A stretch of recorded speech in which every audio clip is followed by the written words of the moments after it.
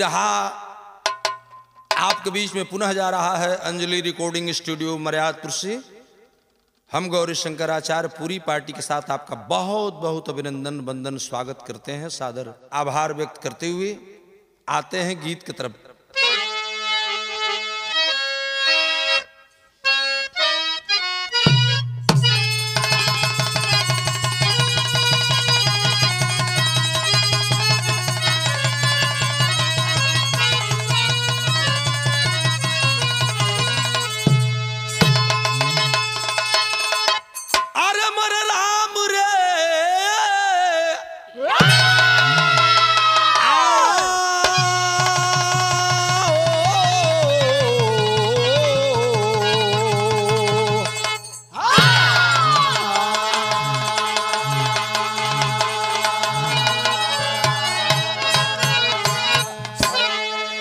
चार लाइन भूमिका में बिरहा की शुरुआत होती है। लाइन है, छाया आतंक रहा जब राजस्थान में, मरुस्थल भी तंग आकर तपने लगा। विपत्ति का साया गरीबों पर रहता, धर्मी पापी राहों पर चलने लगा। धरणी धसने लगी पाप के बोझ से, आज शिव का शिवाला भी झुकने लगा। कवि इंद्रसेन तंगी में तंगी को देखे, तो मेरा मन भी आज कुछ कर गुजरने लगा।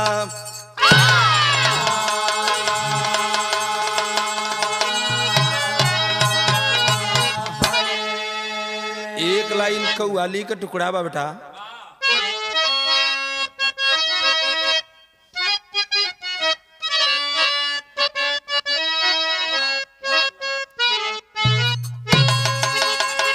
जुबा का फिर है कहने में, जुबा का फिर है कहने में कि क्या क्या है मदीने में। जुबा का क्या क्या है मदीने में।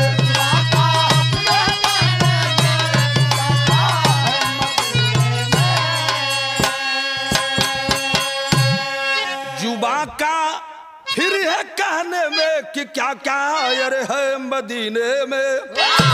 मुकद्दर अरे मुकद्दर जिसको ले जाए वही जाता मदीने में। मुकद्दर जिसको ले जाए वही अरे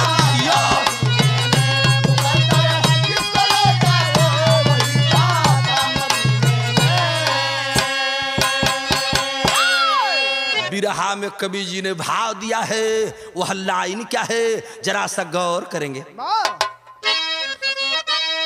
कि बगावत बगावत अरे सह नहीं पाई वो राजस्थान की मिट्टी।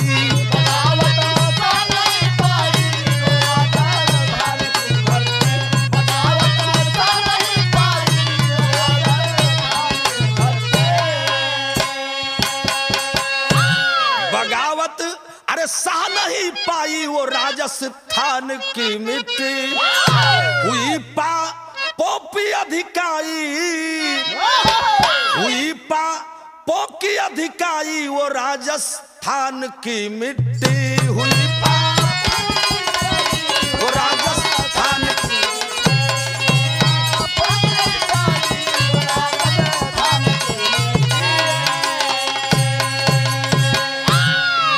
सुनने वाले साथियों, जो मैं यह विरहा आपके बीच में प्रस्तुत करने जा रहा हूं, एक अजीब यह कांड है।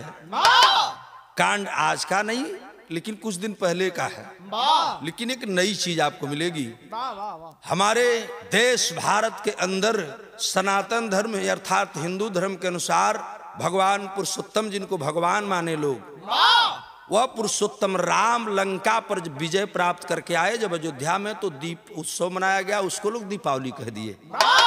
लेकिन यही चीज जो सच्चाई रही, सम्राट अशोक जब बौद्ध धर्म अपनाए तो बौद्ध स्तूप बनाए थे, जो 84,000 बौद्ध स्तूप थे। और एक साथ सम्राट अशोक ने उस 84,000 बौद्ध स्तूपों पर दीप जलाया, जिसको हम दीपदान उत्सव के रूप में मनाते हैं और इसे हम दीपदान कहते हैं। खैर, मैं इधर नहीं जाना चाहता, आइए मूल मैं कहानी की तरफ ले चलता हूं।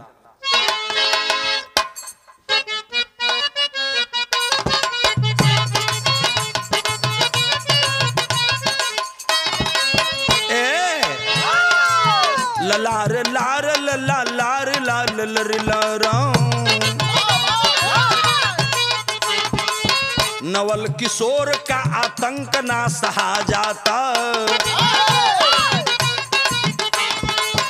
गरीबी से उबे लोगों को नाश रहा जाता। सज्जम जाटो मोची का काम करते थे, सात बेटी के संग में लालचन के रहते थे।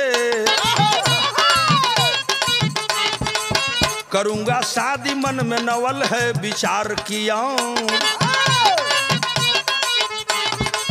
करूंगा शादी मन में नवल है विचार किया। सज्जम मोची के द्वारे पे तकरार किया, सज्जम मोची के द्वारे पे तकरार किया, सज्जम मोची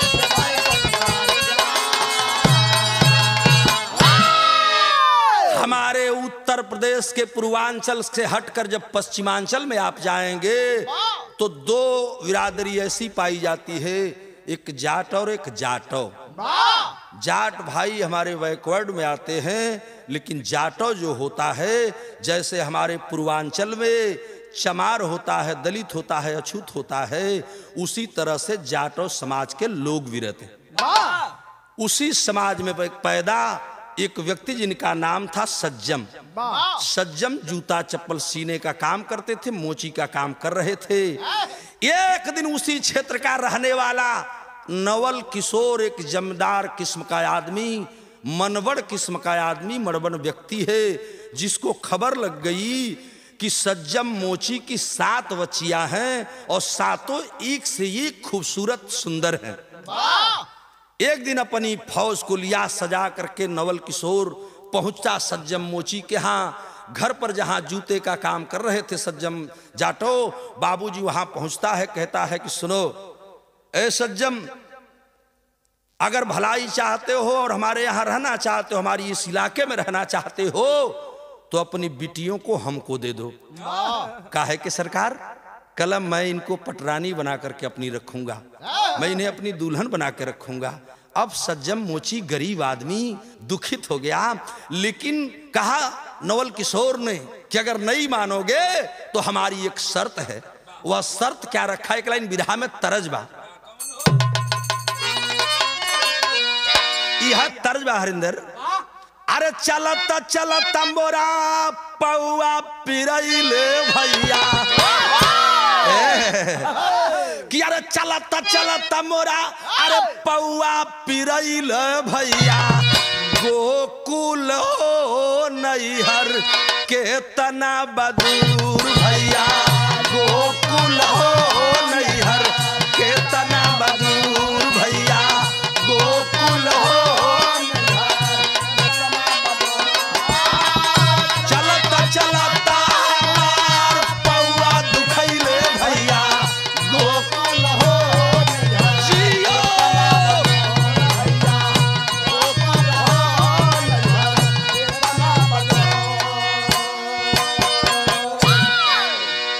आहा।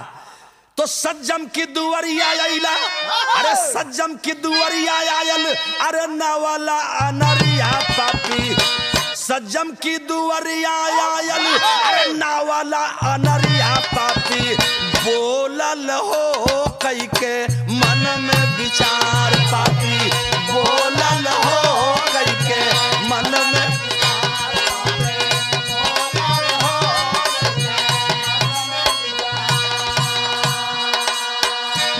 ऐ सज्जम मोची, हो तो तुम शूद्र, हो तो दलित, अगर मेरी एक बात नहीं मानोगे तुम मेरी बात शर्त सुन लो। कहते हो सरकार बताइए, हम गरीब आदमी हैं, का कह सकीला। उस समय वह नवल किशोर बोल रहा है क्या? 100 जूता शाम तक, 100 जूता शाम तक हमें न पहुँचैबा, 100 जूता शाम तक हमें न, 100 जूता शाम तक हमें, माना मोरी बतिया के, माना मोरी बतिया के पीछे पछतैबा, माना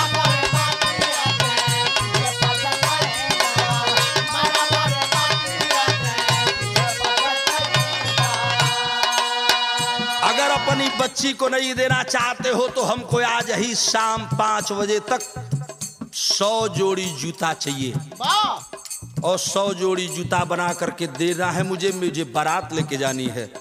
अगर नहीं दोगे जूते तो जानते हो मैं क्या करूंगा? हाँ, बदले में जई हसातो, बदले में जई हसातो बिटिया तोहार पापी बोलल हो कई के मन में विचार, पापी बोलल हो कई के मन बोल, हाँ, बदले में जई हसातो बिटिया तोहार पापी बोलल हो कई के मन, पापी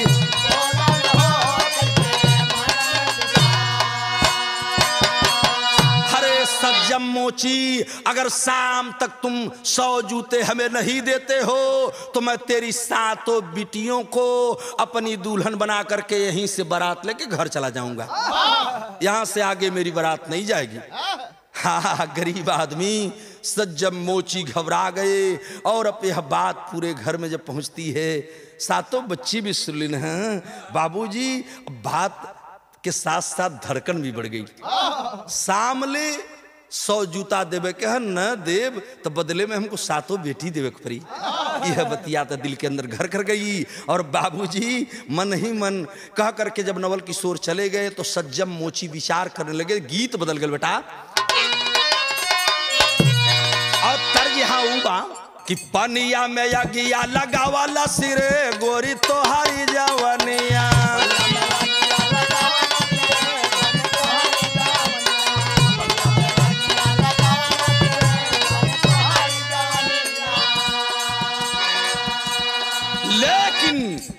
सजम जी मन में बिचारी हो नहीं मानी अभिमानी, सजम जी मन में बिचारी हो नहीं मानी अभिमानी, सजम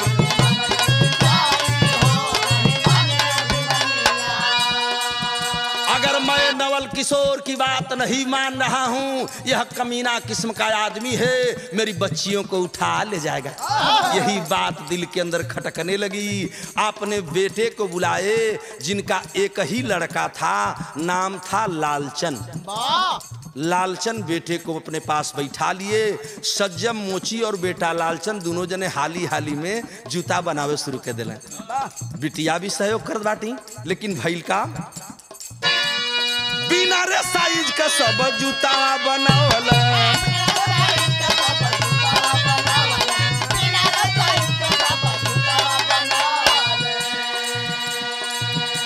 शाम के समय या नवल जब आइल,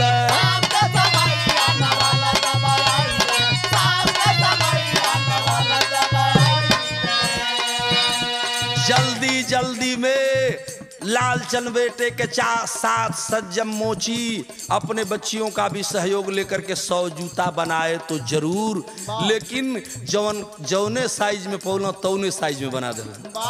हाली हाली चमड़ा काट के ठोक करके और अकुतैले में बनावत हो। 100 जूता न जाइए तो बदले में बेटी जाई हैं। बाप को चिंता हो गई और अकुतैला में हाली हाली में बिना साइज का 100 जूता ठोक के रख दिले।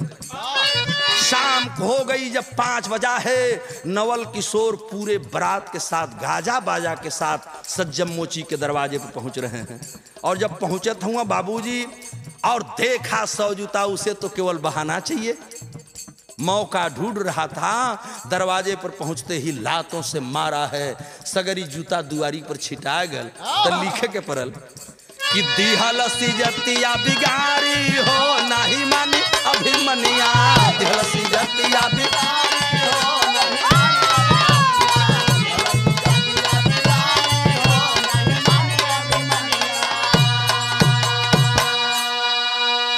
लातों से मार करके पूरी बारात के साथियों को बुलाया। वही जब बैंड बाजा हो जा बजवावे लगल। बाबूजी बतावल गई कि बच्चियों के साथ छेड़खानी करना शुरू किया। जितना बारात में लोग शामिल थे वो तो भाग चला कि रे ये तो बड़ा अनर्थ हो रहा है। उनसे बर्दाश्त नहीं हुआ, वो तो लौट गए।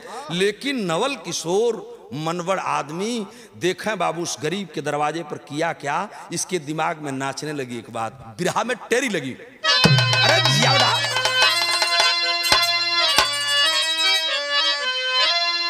अरे अरमनवा पूरा करवा जबरी, अरे अरमनवा पूरा करवा जबरी। सोचे नवल किशोर बेशर्मी सिंदूर दाना।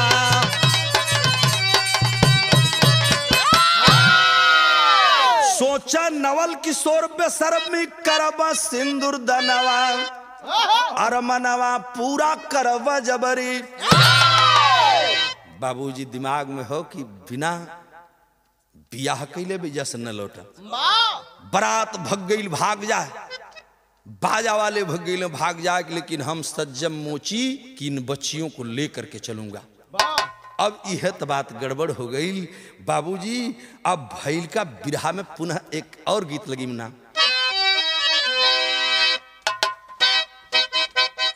जियो अरे जिया लाल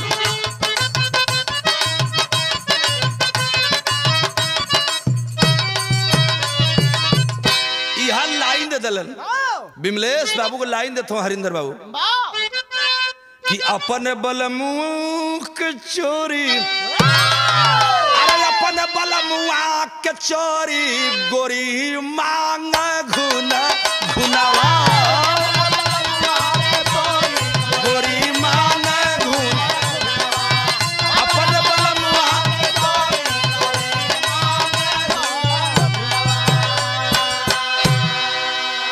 सोच में पड़ गए सज्जम मोची।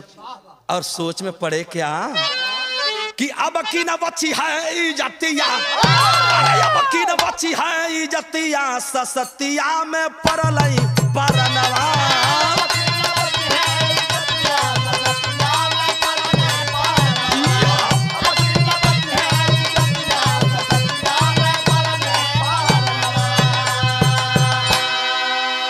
सातों बेटी संग करी सिंदूर दनवा।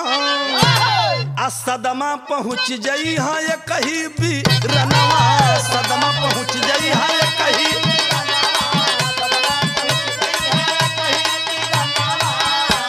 अब कैसे का बची है इजतिया, ये भगवान कैसे का बची है इजतिया। ससतिया में परलई परनवा।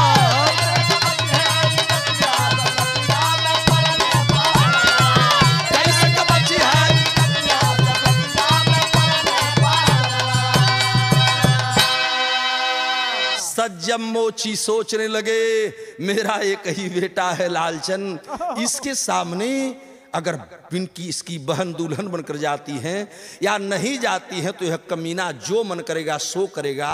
कहीं यहीं इन बच्चियों की इज्जत लूटने की कोशिश करने लगेगा तो इस बच्चे को सदमा लग जाएगा। अपने तक घबराता हूँ, दिल के अंदर कष्ट हो। सोच रहे हैं सज्जम मोची करूं तो क्या। और इधर कमीना दूल्हे का पगड़ी बांध रहा है। अब मैं दूल्हा बन के आ रहा हूँ, विदाई कर दो अपने बच्चियों को। बाबूजी सज्जम मोची बड़ा चक्कर में पड़ गए। और जब चक्कर में पड़ लेना तो बिरहा में लिखल गया बेटा पहपट लगी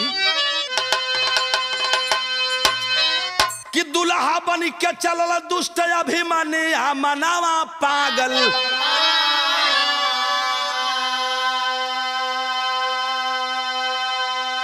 रोवा देखी के भाइयो बहिनिया मनावा पागल।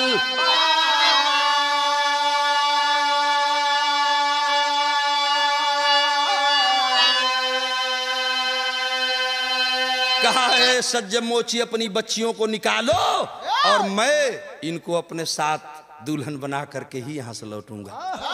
मेरी बारात आई थी कहीं जाने के लिए, लेकिन तू हमारी शर्त पूरी नहीं कर पाया, इसलिए अब यहीं से दुल्हन लेके जाऊंगा। सज्जम मोची बड़ा फेर में पड़ गए। और इधर वह कमीना अपने ही अकेले घमंड में एक बात कह रहा है कि फेर लेने खातिर पापी बजा दिया रणभेरी हो। लावा बिटिया शादी करब आ कहे करेला देरी। त गुस्सा होई के चलल नवन अभिमन्या मनवा पागल। अरे गुस्सा होई के चलल नवल अरे अभिमन्या मनवा पागल बा। आ लालचन सोचे दे दे जीवनिया मनवा पागल बा। जीवनिया लालचन सोचे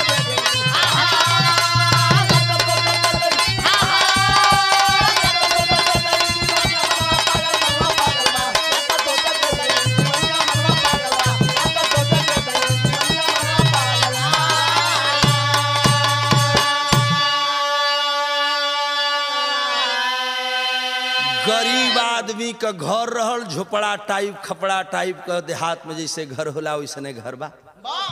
नहीं मानोगे तुम, नहीं दोगे बच्चियों को। घर में प्रवेश करके और सतहुन लड़कियन के बारी बारी से पकड़ करके बाहर खींच कर लाने लगा। लालचन भैया दुआरी पर से देखत हुआ, सज्जम मोची देखत हुआ, करजवा फाटल गले पंचो, करजवा फाटल गल। हमहन का कह सकल जाई, इससे लड़ भी न पहुंच जाई। लेकिन अकेले वह लालचन भैया सातों बहन की आबरू को जाते जब देखा, गरीब आदमी असहाय है, कुछ है तो नहीं। विरोध करना शुरू तो किया, लेकिन जब विरोध करना शुरू किया तो आल्हा लगी। बेटा हमन का उस्ताद लोग गावे, कैसे गावे हम बतावत ही।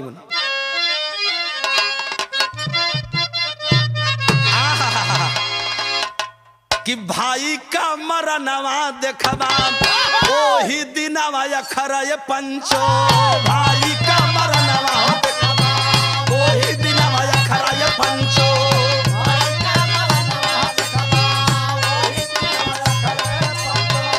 जहिया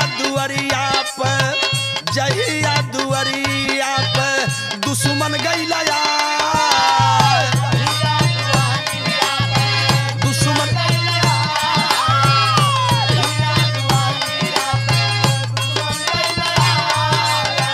बाबू का मरनवा देखबा ओही दिनवा अखरा ये ददऊ।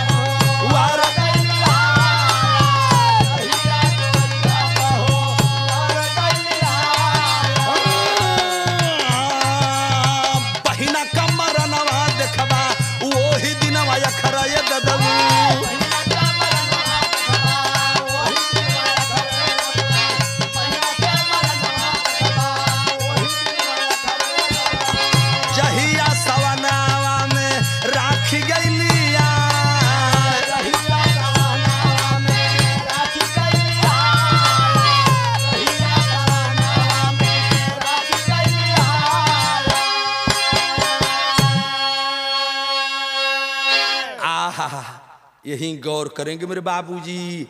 अरे बाप लालचन भैया जब देखा बहन की अस्मत खतरे में है, भाई से बर्दाश्त नहीं हुआ, बर्दाश्त सज्जम मोची से नहीं हुआ, सज्जम जाटो से भी नहीं हुआ। हुआ क्या जरा दिखाएं। ये भैल का हो कि सोचा लालचन कैसे बची है घर का इज्जतिया बदल।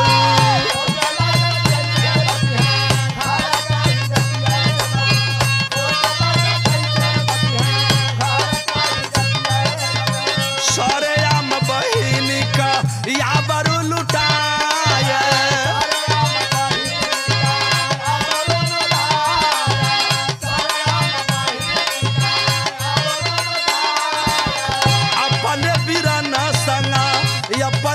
बिलनवा संगा लड़ेली बहनिया ये ददऊ।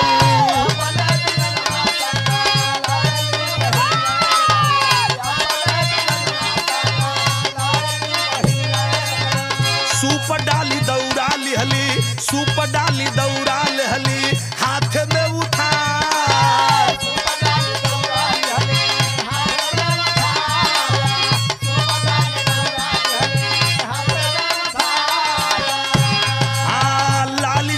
पकड़े तबा नवल या भीमनिया ये दंदू। नवल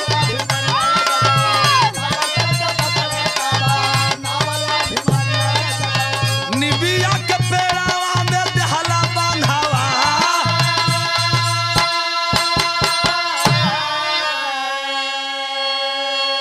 खींच खींच करके वह नवल किशोर बाबूजी कमीना दुष्ट बच्चियों को जब बाहर करने लगा, बच्चियां तो आहत थी ही, अकेले लालचंद भैया विरोध कर रहे हैं। बुढ़ौती की उम्र, सज्जम जाटों का विरोध करे कि हिम्मत ना बा, दिल के अंदर करे जा फट गया है। देख रहे हैं कि सामने सातों बिटियन के आबरू चल जाई। लालचंद भैया जब लड़ने लगा, नवल किशोर से जब बाजने लगा, लड़ने लगा, सातों बहन सोचने की अब का कैल जा। ए चचा जवन घरवा में जौने पौलस सूप डाली दौरी आखा चलनी, जीवन बहिन जौने पौला अपने हाथ में उठा लेकर के लालचंद भैया के साथ में नवल किशोर का विरोध करने लगी और उसे पीटने लगी। मारने पीटने जब लगती हैं तो वह कमीना नवल किशोर तो जबरदस्त था ही, बदमाश था ही। बाबूजी पकड़वा लिया लालचंद को और लालचंद को पकड़ करके ले जा करके बगलिए में दुवरिया पर एगो नीम का गाछ रहल, नीम का पेड़ रहल, वही पेड़वा में बन्हवा दिल। अब तो सातों बहनियन का कलेजवा और फाट गई और जब देख लिया सातों बहनों को कहता है कि तुम घर के तरफ चली जाओ, हट जाओ नहीं तो खींचूंगा कटार और गर्दन काट दूंगा। कांप के सातों बहनियां दूरे हैं। आ तब तक साला कमीना वो कोड़ा उठौलस और कोड़ा उठा करके नीम में बढ़े लालचंद के शरीर पर मारना शुरू कर दिया। और जब मारे लगल तो आल्हा बदलत बा बेटा कि मारी मारी कोड़ावा से करला ससती।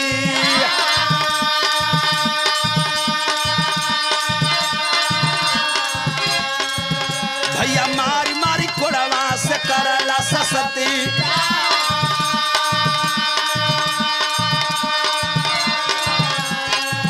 वही निमिया में दहले बा फसरी लगा।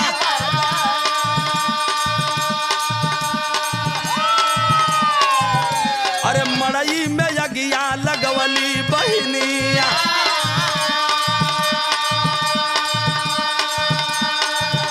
अरे सती भैली सा तो वही अग्निया में जाए।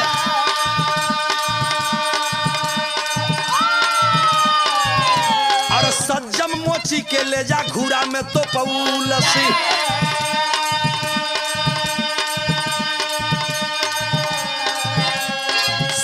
मोची के ले जा घूरा में तो पौलसी।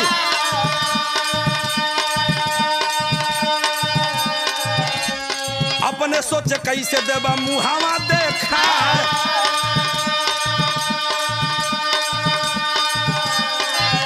तौले मचल हाहाकार एक ज्योतिषी बतौल।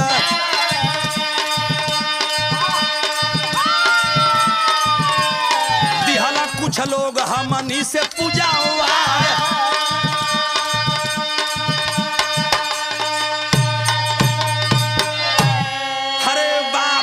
जिसने नीम के पेड़ में लालचंद भैया को बांधा था, कमीना नवल किशोर उस नीम के पेड़ में ही फसरी लगाकर रस्सी की एक फसरी का फंदा बना करके और एक गांच पर टांग करके रस्सी खींच दिया, फांसी लगा के दिलस और खींच के मुआए डलस। वही निबिया के गछिए पर इनके बांध के छोड़ दिलस।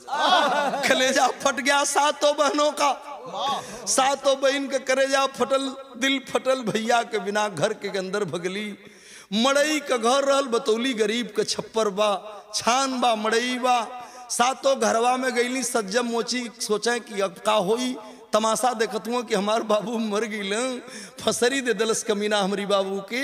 ए पंचो नीम पर लालचन भैया झूल रहे। सातों बहन जब घरवा में गल बाटी तो मड़ैया में आगी लगा देली, और मड़ैया में आग लगा करके जो भी मिट्टी का तेल मिला, जो भी सामग्री मिली, जैसे भी हुआ अपनी शरीर में भी अग्नि लगा लेती हैं। मड़ैया जरत जरत जब ऊपरा गिरल तो सातों वही घरवे में जर के मर गई। सातों बच्चियां जब घर के अंदर जलकर मर जाती हैं, कमीना नवल किशोर अब भी दरवाजे पर खड़ा था, बर्दाश्त नहीं हुआ, पकड़ लिया सज्जम मोची को और पकड़कर कहा कि अगर तुम नादानी नहीं करते तो ये घटनाएं नहीं घटती। तेरी बच्चियां सूप डाली, दौरा चलनी आखा से हमें पीट डाली, मेरी इज्जत अब क्या रही, पूरे इलाके में क्या दिखाऊंगा कि एक दलित शोषित शूद्र व्यक्ति के हाथों से, उहिल औरतों से मैं पीटा गया हूं।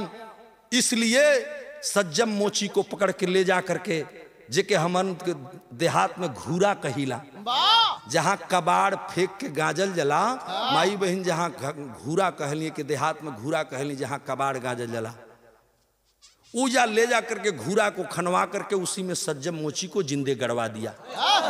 इतना ही नहीं, वहां से कुछ दूर बढ़ा तो जरूर था, लेकिन सोच लिया कि कौन सा मुंह लेके आज के बाद कहूंगा गांव में कि मैं जमींदार हूं, और एक दलित के हाथों, चमार के हाथों पीटा गया हूं, दलित के हाथों पीटा गया हूं, वो भी बच्चियां मुझे मारी हैं। ना सहायल नवल किशोर जाकर के एक ठे कुआं रहल, वही कुआं में कूद करके आत्महत्या कर लस।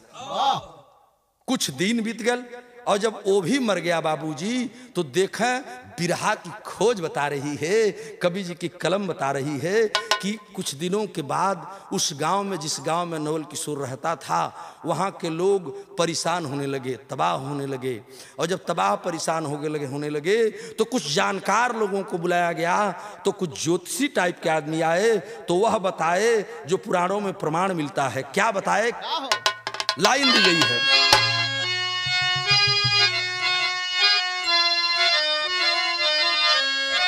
कि सातों बहनी सीताला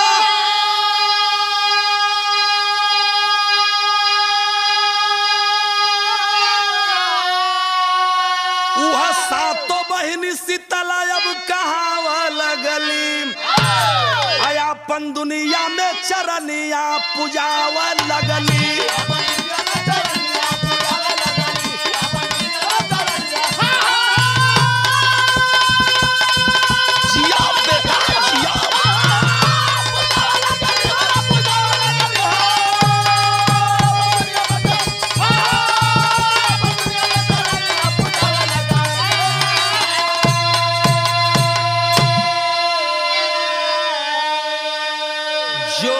बताए, ज्योतिषियों ने बताया कि जो उस दलित समाज की बच्चियां जलकर मरी हैं, यह हम लोगों को तबाह कर डालेंगी, इनको पूजना पड़ेगा। तो ये पंचो हमारे सनातनी हिंदू धर्म के अनुसार वही सातों बहन सातों शीतला देवी कही गई, जिके शीतला भगवती कहल जला, कहीं कहीं सदैव भैया वही के चमरिया कहल जला, वही देवी कहीं कहीं चमरिया कहल जाली, चमरिया भगवती के नाम से पूजल जाली। खैर इतना ना, आगवा का भल तनी देखा कि सातों बहन साथे देखबा लालचन झूला झूलल, आ नवल डीह बाबा गौआ का पहरी बनल, अब जमक दिया नवा अब जरावा लगली, आ देखबा दुनिया में चरनिया पूजावा लगली।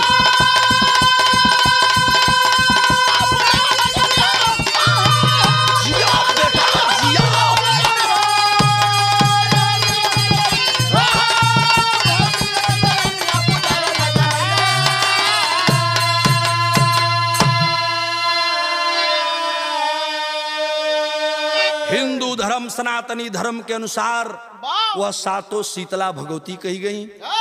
लालचन भैया नींव पर फसरी पौले हुए बहन के आबरू बचावत में। लोग बतावल कि लालचन भैया के नाम पर आज भी जब कहीं 10 गो माई बहन जुटली, पियरी कराही जब चढ़ावली, तब देखली आप लोग गीत सुनले हुई, माई बहन आज भी गावली कि लालचन भैया झूला झूलल मन हरसाई गईल हो, घरवा में अली भगवती तो दिलवा फुला गईल हो। आज भी लालचन भैया के नाम पर औरतें पूरे देश में गीत गाती हैं। यहाँ की बात यहाँ छोड़ दीजिए। सज्जम मोची जाटों को नवल किशोर जो उन्हें घोरवा में तोपवले रहल, जो उन्हें घूरा में तोपल गई रहल, तो आप देखे होंगे कि जब दीपावली मनाई जाती है, जिसे हमने पहले भी बताया कि कहीं कहीं इसी को दीपदान के रूप में कहा जाता है, तो जब दीपावली मनाई जाती है तो कहीं कहीं मैंने देखा है, आपने देखा है, कहीं कहीं दीपावली के बाद और कहीं कहीं दीपावली से एक दिन पहले माई बहन घर में एगो दिया पुरान खोज करके और उस दीपक में कड़ू का तेल डाल करके दीपक जलाती हैं और ले जा करके घूरा पर पहले रखती हैं। दीपावली से पहले जम का दिया निकालल जली, वही सज्जम मोची जम हुए जेके जम का दिया लोग कहलन निकाल के आज भी लोग घुरवा पर रखल। लालचन भैया झूला ना झूलल हूँ और माई लोग गीत गावनी। इधर सातों बहन शीतला बन के पूजा थी। आऊ नवल किशोर जो शिवानी में जाकर के आत्महत्या किया था, पुराणों में प्रमाण मिला बाबूजी कि वही गांव का डीह बन करके प्रहरी के रूप में बैठा हुआ है, बैठ गया। अब यहां देखा बतावल गिल बाबूजी, इसीलिए बिरहा में कवि जी ने दिया क्या कि सुपवा कमरिया, उसी की प्रथा चली दीपावली मनाने के पहले और दिवाली होने के बाद में भी कहीं कहीं होता है। सुपवा डलिया चलनिया आखावा से जौन सातों बहनिया नवल किशोर के पिटले रहनी, वही के सनातनी हिंदू धर्म के अनुसार दीपावली से पहले वो काम का जला सदेव भैया कि ये बाबू सुपवा कमरिया उहे दलिदर खेदाला नवल किशोर जवन आज ले पिटाला।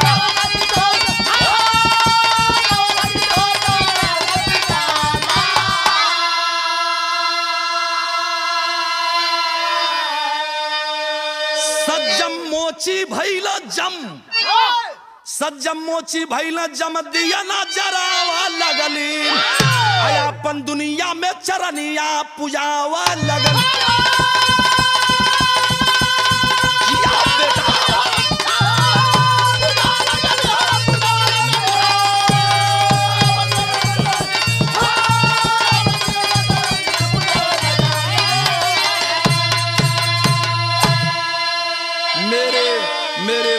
की स्टोरी बता रही है कि वही सातों शीतला बनी जिनको हमको भी पुजवाया गया, आपसे भी पुजवाया गया, जिनको हम चमरिया भगवती के भी नाम से जानते हैं, वही सज्जम मोची जम बने जिनके जम का दिया आज भी माई बहन लोग निकाल ली। दीप उत्सव तो बाद में बा। यही नहीं नवल किशोर वह दलिदर ईश्वर पैठ दलिदर भाग, ईश्वर पैठ दलिदर भाग, जौन बहनिया पिटले रहली वही के माई बहन आज भी रटली और उहे बोल करके दलिदर लोग खेदली। बिरहा हमार खत्म होकर चलत बा, तब चाहे दीपदान भल चाहे दीप उत्सव भल। आइए मैं बताने चल रहा हूँ। गुरुदिल मोहम्मद राम सेवक सिंह शिव बदन हरि गया लाल कवि जगलू याद जगधारी स्वर्ग अरमनवा पूरा करवा जबरी आचार गौरी शंकर कबीरा में तरनवा।